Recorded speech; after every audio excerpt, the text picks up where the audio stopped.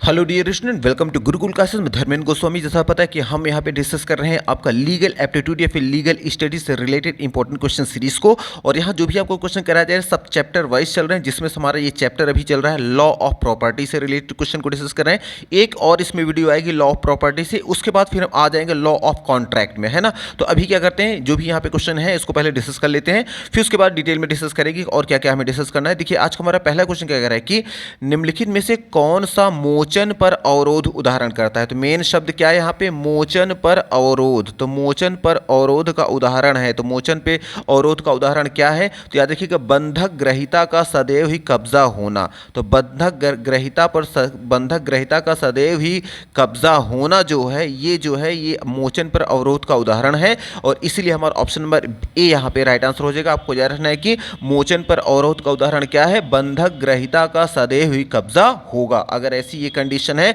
तो मोचन पर अवरोध का यही उदाहरण कहलाएगा। फिर देखिए आ जाएंगे अपने अगले क्वेश्चन में। हमारा अगला देखिए क्वेश्चन क्या कह रहा है कि एकीकरण का सिद्धांत आधारित है। तो किस पर आधारित है, तो याद रखिएगा एकीकरण का जो सिद्धांत आधारित है यह है आधारित है he who seeks equity must do equity. ठीक, इस पे आधारित है। और ये देखिए है ऑप्शन नंबर बी पे आया है he who seeks equity must do equity. तो ये हमारा ऑप्शन नंबर बी में आया है, तो इसलिए हमारा यहाँ पे बी यहाँ पे राइट आंसर हो जाएगा। आपको याद रखना है कि एकीकरण का सिद्धांत जो आधारित है वो है he who seeks equity must do equity पर, इसलिए हमारा ऑप्शन नंबर बी यहाँ पे राइट आंसर रहेगा। फिर आ जाएंगे अपने अगले क्वेश्चन में। देखिए हमारा अगला क्वेश्चन क्या कह रहा है कि अनुयोज्य दावे का क्रय विक्रय कौन नहीं कर सकता। तो याद रखिएगा अनुयोज्य दावे का क्रय या विक्रय जो नहीं कर सकता वह है विधि व्यवसायी। और विधि व्यवसायी की बात देखिए आया है ऑप्शन नंबर बी में, तो हमारे यहाँ पे बी यहाँ पे राइट आंसर हो जाएगा। आपको याद रखना है कि अनुयोज्य दावे का क्रय विक्रय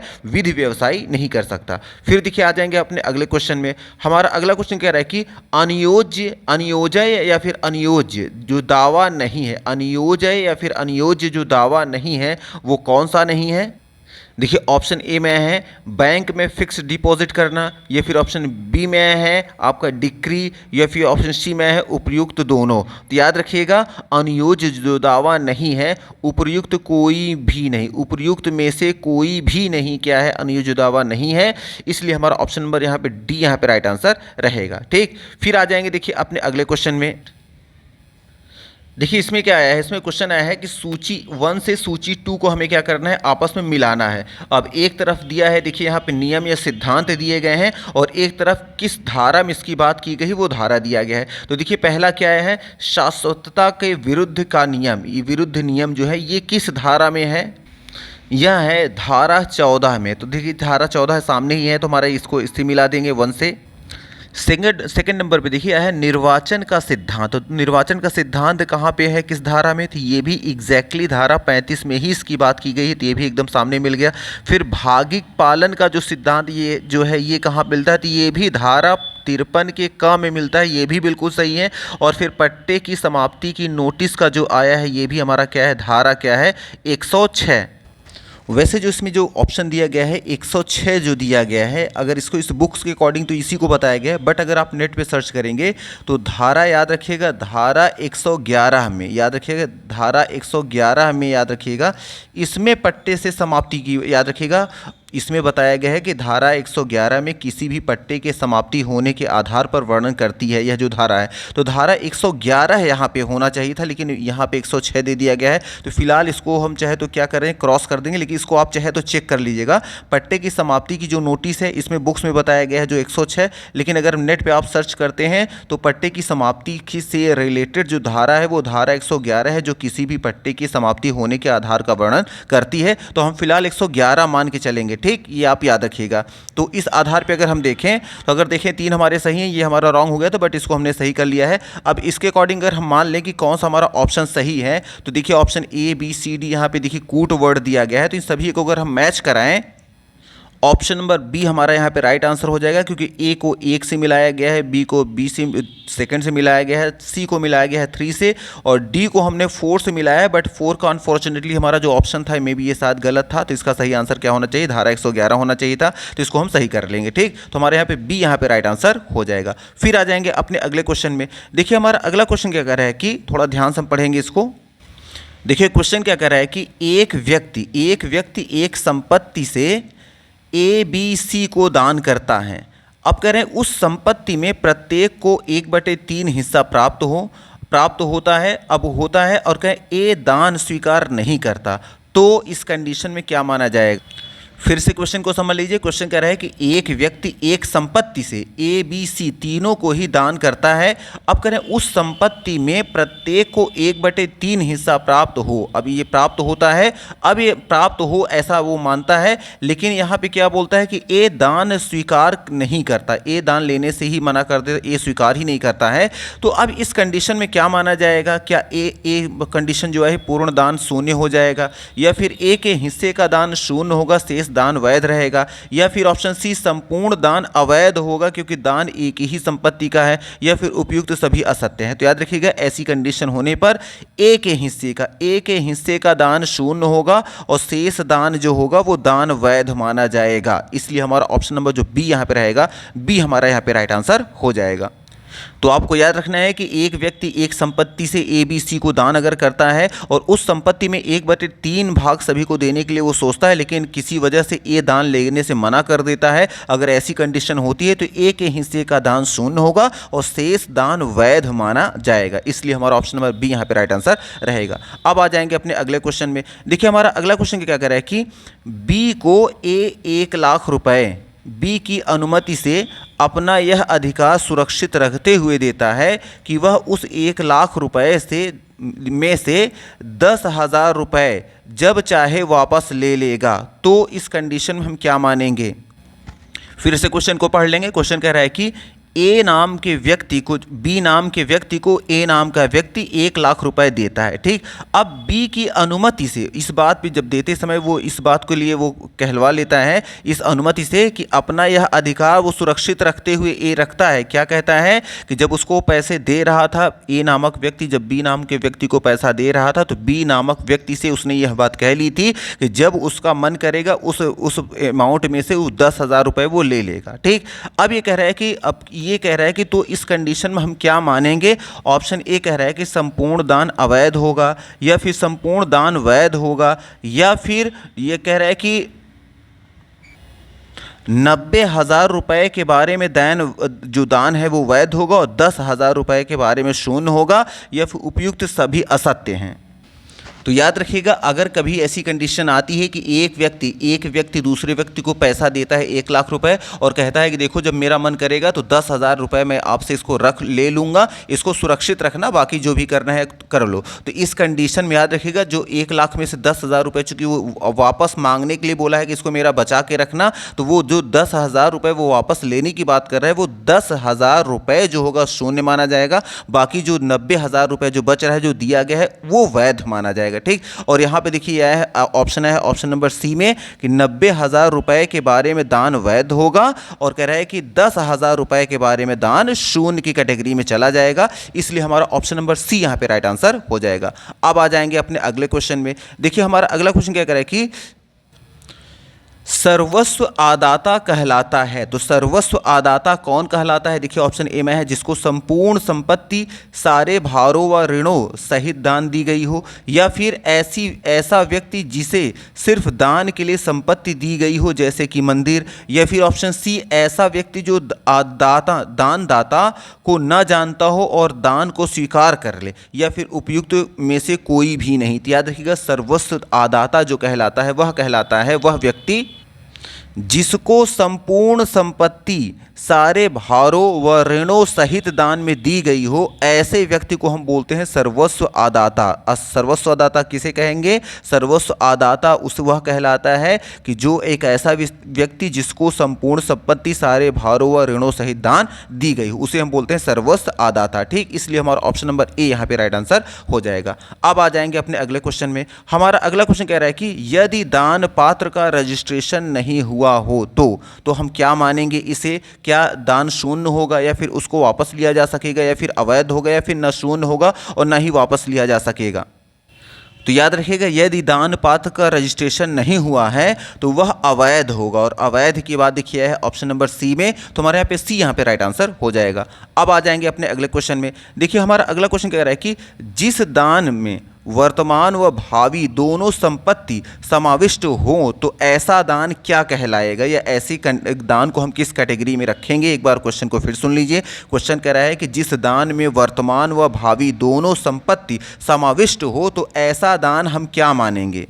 तो याद रखिएगा, ऐसे दान को भावी संपत्ति के विषय में शून्य माना जाएगा। और भावी संपत्ति के बारे में देखिए शून्य की बात आई है ऑप्शन नंबर डी में, तो हमारे यहाँ पे डी यहाँ पे राइट आंसर हो जाएगा। आपको याद रखने के जिस दान में वर्तमान व भावी दोनों संपत्ति समाविष्ट हो तो ऐसा दान जो होता है भावी संपत्ति के विषय में शून्य होगा या फिर शून्य माना जाएगा, इसलिए हमारा ऑप्शन नंबर डी यहाँ पे राइट आंसर रहेगा।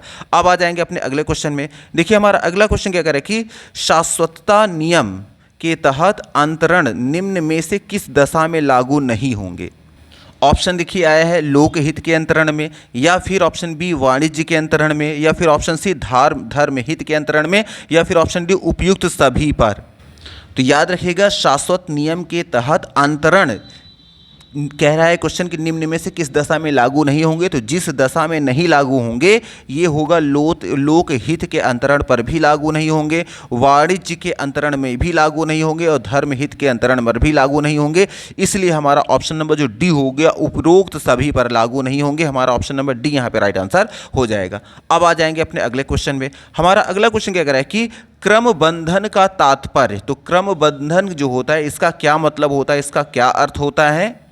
तो याद रखिएगा क्रम बंधन का जो मतलब होता है वो होता है ऋणदाताओं के दावों को आसानी से निर्णित किया जा सके, ऋणदाताओं के दावों को आसानी से निर्णित किया जा सके जिस कंडीशन में, उसी को हम क्या बोलते हैं क्रम बंधन का तात्पर्य, इसको हम मानते हैं। ठीक, तो क्रम बंधन का तात्पर्य क्या होता है कि ऋणदाताओं के दावों को आसानी से निर्णित किया जा सके, इसलिए हमारा ऑप्शन नंबर बी यहाँ पे राइट आंसर रहेगा। फिर आ जाएंगे अपने अगले क्वेश्चन में। हमारा अगला क्वेश्चन देखिए क्या कह रहा है कि भार के आवश्यक तत्व हैं। जो भार होता है, भार के आवश्यक तत्व किसे माना गया है। तो याद रखिएगा भार के जो आवश्यक तत्व माने गए हैं, पहला माना गया है चल संपत्ति का होना, अचल संपत्ति का होना, दूसरा माना गया है प्रतिभूति की अदायगी, और तीसरा माना गया है प्रतिभूति बंधक के रूप में नहीं हो। इन तीनों को ही माना गया है, इसलिए हमारा ऑप्शन नंबर जो डी रहेगा, ऑप्शन ए बी सी तीनों हमारे यहाँ पे राइट आंसर हो जाएगा। आपको याद रखना है कि भार के आवश्यक जो तत्व हैं, पहला है अचल संपत्ति का होना, दूसरा है प्रतिभूति की अदायगी, और तीसरी है प्रतिभूति बंधक के रूप में नहीं हो। ये तीनों ही कंडीशन होनी चाहिए, इसी को हम बोलते हैं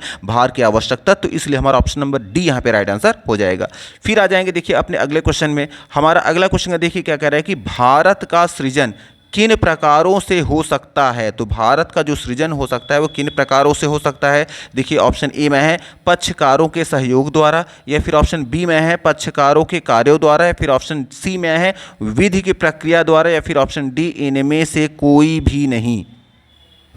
तो याद रखिएगा भारत का जो सृजन हो सकता है वह हो सकता है, पहला हमारा पक्ष है पक्षकारों के कार्यों द्वारा, और दूसरा है विधि की प्रक्रिया द्वारा। और पक्षकारों के कार्यों द्वारा विधि की प्रक्रिया की बात देखिए है ऑप्शन नंबर ई में, बी और सी दोनों के द्वारा हो सकता है, इसलिए हमारा ऑप्शन नंबर ई यहाँ पे राइट आंसर हो जाएगा। आपको याद रखना है कि भारत का सृजन पक्षकारों के कार्यों द्वारा और विधि की प्रक्रिया द्वारा दोनों ही प्रकारों से हो सकता है, इसलिए हमारा ऑप्शन नंबर ई यहाँ पे राइट आंसर रहेगा। अब आ जाएंगे अपने अगले क्वेश्चन में। देखिए हमारा अगला क्वेश्चन देखिए क्या कह रहा है कि अधिनियम के तहत पट्टे के बारे में प्रावधान किस पर लागू नहीं होता।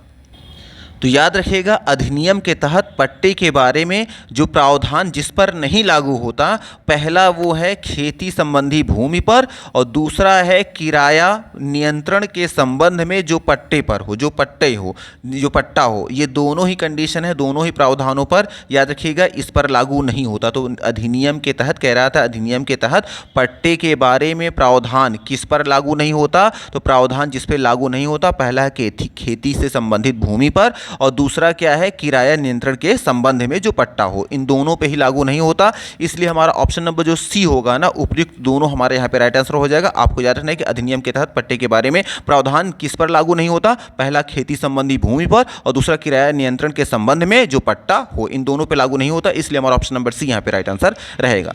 अब आ जाएंगे अपने अगले क्वेश्चन में। देखिए हमारा अगला क्वेश्चन क्या कह रहा है कि पट्टे के संबंध में कौन सा कथन असत्य है। देखिए पहला ऑप्शन क्या कह रहा है कि अंतरण की अवधि निश्चित या शाश्वत काल के लिए होनी चाहिए।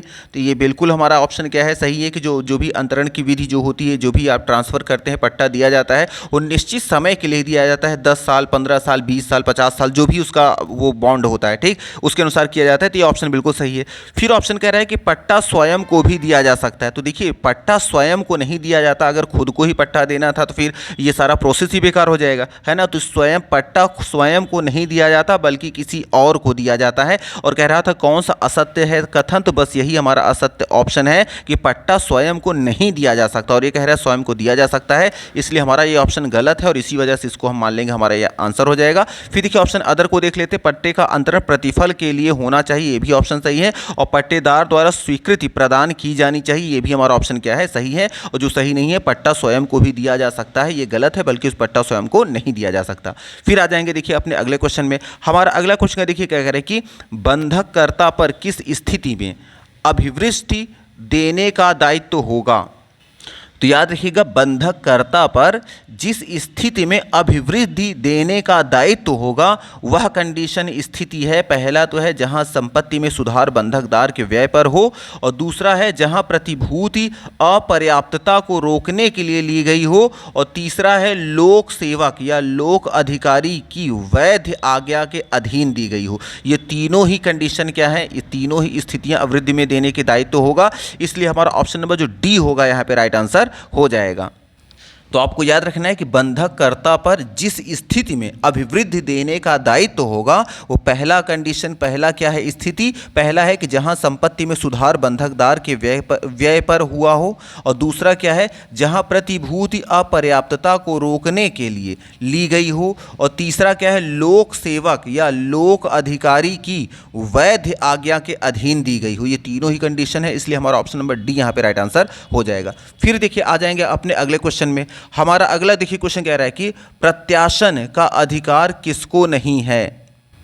तो याद रखिएगा प्रत्याशन का अधिकार जिसको नहीं है या फिर जिसके पास कह सकते हैं रिप्रेजेंटेशन देने का अधिकार नहीं है, वह है गिरवी रखने वाले व्यक्ति। और गिरवी रखने वाले व्यक्ति की बात किया है ऑप्शन नंबर बी में, तो हमारे यहाँ पे बी यहाँ पे राइट आंसर हो जाएगा। आपको याद रखना है कि प्रत्याशन का अधिकार जिसको नहीं है वह है गिरवी रखने वाले व्यक्ति को, और ऑप्शन नंबर बी हमारा आया है, इसलिए हमारा बी यहाँ पे राइट आंसर रहेगा।